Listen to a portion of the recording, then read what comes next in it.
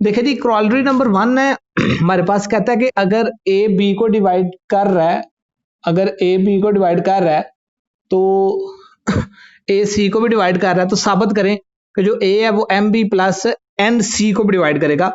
तो मैंने सबसे पहले डिविजिबिलिटी की डेफिनेशन ये लगा दी है कि अगर ए बी को डिवाइड कर रहा है और ए सी को भी डिवाइड कर रहा है तो दो इंटीजर मिलेंगे कि जिनको ऐसे लिख देंगे, बी ए बी को डिवाइड कर रहा है तो लिखा जाएगा B is equal to M into A. Similarly A अगर सी को डिवाइड कर रहा है तो लिखा जाएगा सी इज इक्वल टू लिखा जाएगा एन इंटू ए, ऐसे लिखा जाएगा। ठीक है जी, प्रॉब्लम नहीं होनी चाहिए यहां तक। अब देखें, अब यहां पे इन दो, देखिए यहां पे बी के साथ एम है, ठीक है जी, बी के साथ एम है और सी के साथ एन है। ठीक है, आप मल्टीप्लाई करें इसको, बी को एम से मल्टीप्लाई कर दें बोथ साइड पे, इस साइड पे एम से मल्टीप्लाई करेंगे तो क्या आ जाएगा एम बी प्लस इधर क्या आ जाएगा is equal to, sorry is equal to है, इधर आ जाएगा एम का square into A. Similarly C के साथ हमें क्या चाहिए, एन चाहिए ना, तो इसको एन से मल्टीप्लाई कर देंगे और साथ इधर भी हो जाएगा एन स्क्वायर ए स्क्वायर। अब इन दोनों को ऐड कर दें, एडिंग, इन दोनों को ऐड करें तो क्या आ जाएगा M B plus N C. Left side में ऐड होगी, राइट साइड में ऐड होगी और इस साइड पे आ जाएगा M square A plus N square A. तो देखिए M B plus sorry N C is equal to आ जाएगा M square plus N square, इनमें से ए कॉमन निकाल लें तो ये एक इंटीजर है। ये रिलेशन हमें क्या बता रहा है, ये बता रहा है कि जो ए है वो इस पूरी साइड को क्या कर रहा है, डिवाइड कर रहा है। इसी तरह देखें ना, अगर इधर सम इंटीजर हो साथ ए है तो ए बी को डिवाइड कर रहा होता है। तो यहां से साबित हो गया कि ए जो है वो डिवाइड कर रहा है M B plus N C को, प्रूव हो चुका है। Any problem? क्या मैं कर दूंगा वीडियो सेंड आपको, मेरे ख्याल से होगी मेरे पास। जो बेटे जो नेक्स्ट है, क्या कह रही हैं,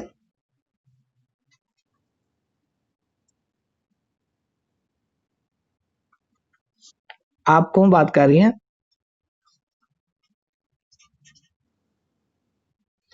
मिस तरक्ष्या, ठीक है मिस, आज हो जाएगी, ठीक है।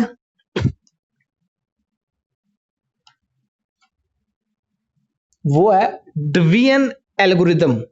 अच्छा, व्हाट इज डिवीजन एल्गोरिथम? कुछ बच्चे कहते होंगे कि डिवीजन एल्गोरिथम नाम सुना होगा आपने। डिवीजन एल्गोरिथम क्या होते हैं, देखें 5 है ना, 5 को मैं डिवाइड करता हूं 4 के ऊपर, 4 पे डिवाइड करो, 2 पे कर दो, 2 पे डिवाइड करो, 5 को 2 पे डिवाइड करना लगो तो क्या आएगा, 2 2s आर 4 और क्या बचेगा जी, 1 बचेगा। अब दिस इज रिमाइंडर, यानी कि जो चीज बचती है, रिमेंडर यानी कि बचने वाली चीज, and this is quotient and this is divisor, इसको डिवाइजर कहते हैं। अब देखिए 5 को मैंने 2 पे डिवाइड किया था तो क्या आया, 5 टू 2 तो क्या होना, 5 को 2 से डिवाइड किया। अच्छा, आमतौर पे हम इसको क्या कहते हैं, अपना क्या इसको कहते हैं, रिमाइंडर को मैं यहाँ पे अगेन कर देता हूँ जरा नीट करके। देखिए आप अगर 5 को 2 पे डिवाइड करें तो क्या आएगा, 5 2 2s आर 4 और दिस इज 1 इज रिमाइंडर जी। अब सही है? अच्छा, मैंने बताया था देखिए जब 5 को आप 2 पे डिवाइड करते हैं तो 5 2 2s आर 4 आता है और 1 रिमाइंडर बचता है, यानी कि जो बाकी बचता है उसको रिमाइंडर कहते हैं, जिस पे डिवाइड करते हैं उसको डिवाइजर कहते हैं, और जो ऊपर आता है इसको कोशेंट कहते हैं, उसको डिविजिडेंट कहते हैं, जो कि डिवाइड होता है अंदर। ठीक है, तो बेटे आमतौर पे हम अपने रिमाइंडर को स्मॉल आर से रिप्रेजेंट करते हैं ठीक है, और अपने कोशेंट को स्मॉल क्यू से रिप्रेजेंट करते हैं और अपने डिवाइजर को टी से रिप्रेजेंट करते हैं। ठीक है, अब देखिए मैंने 5 को 2 पे डिवाइड किया तो ये हमारे पास क्वेश्चन रिमाइंडर आए। अब 5 पता है किसके इक्वल होगा, अगर हम चाहें कि 5 दोबारा आए तो कैसे आएगा? देखो 5 बराबर होगा 2 इंटू 2 प्लस 1, ऐसे ही है। देखें पता कैसे, आप इस 2 को इस 2 से मल्टीप्लाई करें, इनको मल्टीप्लाई करना है और ये जो रिमाइंडर है ये इसमें क्या कर दें, प्लस कर दें, तो फिर 5 आ जाएगा। यानी कि जो हमारी चीज डिवाइड हो रही है, ये देखो ये किसके इक्वल आती है, अगर आप डिवाइजर को और क्वोशंट को मल्टीप्लाई करें और रिमाइंडर को अंदर क्या कर दें, जमा कर दें, तो 5 ही बनेगा। देखें 2 2 आर 4, 4 में एक जमा करें तो 5, हमें पता चल जाएगा कि हमने डिवाइड जिस चीज को किया है वो कैसे आई है, 5। सिमिलरली अगर आपके पास 9 है, 9 को आपने 2 पे डिवाइड करना है, तो 2 4 आर क्या आएगा, 8 रिमाइंडर का बचेगा 1, तो 9 दोबारा कैसे आएगा, देखें 2 को आपने 4 से मल्टीप्लाई कर देना है, देखिए 2 4 आर 8 और उसमें जमा कर देना एक ये वाला रिमाइंडर, तो हमारा 9 वापस आ जाएगा। यानी कि इस बेटा चीज को डिवीजन एल्गोरिथम कहते हैं, यूं लिखने के अमल को डिवीजन एल्गोरिथम कहते हैं, कि किसी चीज को हम डिवाइड करें और वापस वापस उसको इस तरह कर लेना, इसको डिवीजन एल्गोरिथम कहते हैं। अब देखें इसको जर्नल फॉर्म में अगर मैंने लिखना हो तो डिवीजन एल्गोरिथम जो है जर्नल फॉर्म में कैसे लिखेंगे, हम आमतौर पे अपने डिवीजन डिटरमिनेंट को ए कह लेते हैं कि ये हमारा ए है, तो ये जो 5 को मैं ए कह लेता हूं, यानी कि ये कोई भी हमारे पास टर्म हो वो पता है किसके इक्वल होती है, वो इक्वल टू होती है डिवाइजर, देखें divisor into quotient plus remainder, this is called division algorithm. ये जो थ्योरम आपके पास लिखा हुआ है, ये जो मैंने स्टेटमेंट, ये जो इक्वेशन लिखी हुई है मैंने, ये क्या है, डिवीजन एल्गोरिथम है। यानी कि डिवीजन एल्गोरिथम में कोई भी जो हमारे पास नंबर होता है या जो इंटीजर होता है वो बराबर आता है quotient multiply by divisor plus remainder. देखो मैंने यहाँ पे भी आपको दिखाया था, यहाँ पे 9 कैसे आएगा, देखें 9 आएगा इसके डिवाइजर को और उसको क्वोशंट को मल्टीप्लाई करें और उसका रिमाइंडर उसमें ऐड कर दें, तो देखिए ये 9 ये भी 9 हो जाएगा। तो इस चीज को बेटे क्या कहते हैं, ठीक है इसको कहते हैं डिवीजन एल्गोरिथम कहते हैं। अब आपकी जो नेक्स्ट एग्जांपल है मेरे बच्चे, नेक्स्ट जो एग्जांपल है वो एग्जांपल क्या है आपकी, एग्जांपल ये कह रहा है, कहता है write the quotient and remainder, कहता है write the quotient and remainder, write quotient and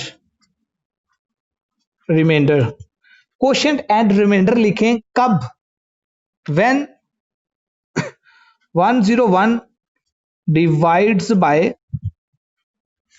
11, यानी कि आप जब 101 को डिवाइड करेंगे 11 के ऊपर, यानी कि 101 को आप 11 पे डिवाइड करें और उसका फिर क्वोशंट पे लिखें और रिमाइंडर भी लिखें, क्वोशंट पे लिखें और रिमाइंडर भी लिखें। तो देखते हैं जी, इसको हम डिवाइड करते हैं, 101 को डिवाइड करते हैं 11 के ऊपर, तो 11 कितने बार होता है, 11 9 जार 99 होता है ना, 11 को 9 से मल्टीप्लाई करेंगे तो 99 आएगा, तो 99 क्या रिमाइंडर क्या बचेगा, 2 बचेगा।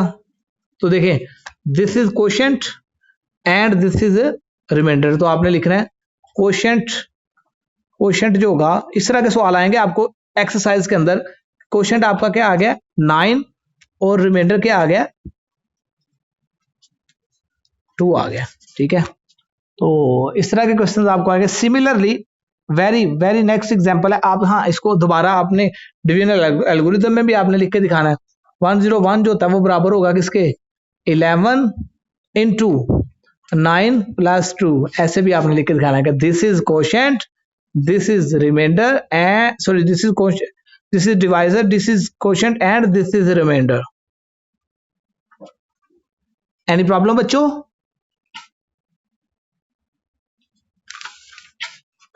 No problem.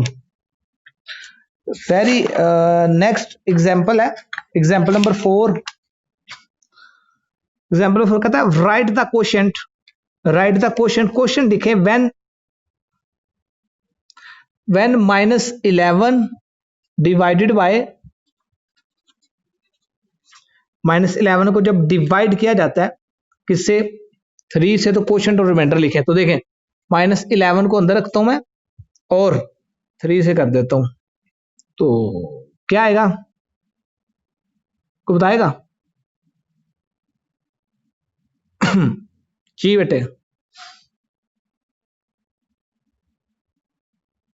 देखिए आमतौर पे ऐसे कर ले, या आपको पता है इसको अगर डिवाइड माइनस वाली है तो इसको हम ऐसे भी लिख सकते हैं। देखिएगा -11 को हम लिख सकते हैं, -11 आएगा 3 को अगर आप मल्टीप्लाई करें -4 के साथ और उसमें प्लस कर दें 1, तो देखिए क्या आएगा, -4 3 बार 12, यानी कि माइनस का 12 जमा का 1 माइनस का 11 हो जाएगा ना।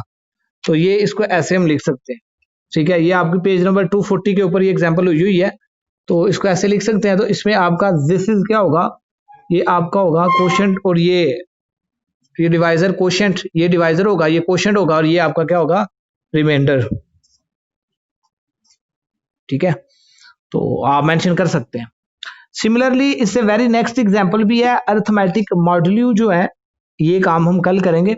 ये मॉड्यूल्यू जो आगे शुरू हो गया है, मॉड्यूलर अरिथमेटिक्स, ये कल करेंगे। तो यहाँ तक आपने करना है डिवीजन एल्गोरिदम तक, और डिवीजन एल्गोरिदम के रिलेटेड जो आपके एक्सरसाइज के अंदर मेरे बच्चों क्वेश्चंस हैं वो मैं आपको बताता हूँ, या प्रीवियस जो आपने डिविजिबिलिटी वाला टॉपिक पढ़ा है उसके अंदर जो इसके रिलेटेड एग्जांपल्स हैं, सॉरी जो क्वेश्चंस हैं वो आपने करने हैं। तो वो कितने हैं वो मैं आपको बता देता हूँ। यानी कि फर्स्ट 12 क्वेश्चन जो हैं वो आपके मॉड्यूल्यू फॉर्म के हैं। वो पहले 12 सवाल जो हैं ये बेटे पेपर में आने वाले क्वेश्चंस नहीं है। मैं आपको एक और चीज बता दूं, इस तरह के पेपर में क्वेश्चंस नहीं आने, लेकिन जो बड़ा क्वेश्चन होता है ना उसको सॉल्व करने के लिए इनको करना बहुत जरूरी होता है। ठीक है, आपके कॉन्सेप्ट बनाना बहुत जरूरी है इनको करने के लिए। ठीक है, तो इसमें देखिएगा यही आपसे पूछ रहा होगा कि देखें, कहता है ये सवाल सारे चेक करें जरा। क्वेश्चन नंबर 9 कहता है जब 19 को 7 पे डिवाइड करें तो उसका क्वोशंट लिखें, उसका रिमाइंडर लिखें। जब आप -111 को 11 पे डिवाइड करें उसका क्वोशंट लिखें और रिमाइंडर लिखें। आप 1001 को 13 पे डिवाइड करें उसका क्वोशंट लिखें, रिमाइंडर लिखें। ये भी हुई है, ये भी सेम है बेटे। देखें, क्वोशंट लिखे रिमाइंडर लिखें, ये भी है क्वोशंट लिखे रिमाइंडर लिखें। तो शुरू में भी यही है। ठीक है, कि does 12 divide each of the number, कहता बताओ क्या 17 जो है वो इन नंबर को डिवाइड करता है। तो आप कैलकुलेटर से देख लो, और कैलकुलेटर से पहले करके देख लो, चेक कर लो करता है कि नहीं करता। अगर तो नहीं करता तो उसको फिर डिवीजन एल्गोरिथम की फॉर्म में लिख देते हैं कि ये, यानी कि इसको आप डिवाइड करो, उसका क्वेश्चन डिवीजन एल्गोरिथम की फॉर्म में लिख दो, वहीं से पता चल जाएगा ये डिवाइड कर रहा है कि नहीं कर रहा। ठीक है ना। तो बेटे फर्स्ट 12 क्वेश्चन जो है ये आपने आज करने हैं। यहां तक का काम मैंने आपको करवा दिया हुआ है। सिर्फ यही है, क्वेश्चन लिखे रिमाइंडर लिखे, क्वेश्चन लिखे उसका रिमाइंडर लिखे। तो बाकी इंशाल्लाह मॉड्यूलर फॉर्म उसकी अरिथमेटिक्स की मैं पढ़ा के तो फिर ये बाकी चीजें आपको करवाऊंगा इंशाल्लाह मंडे को।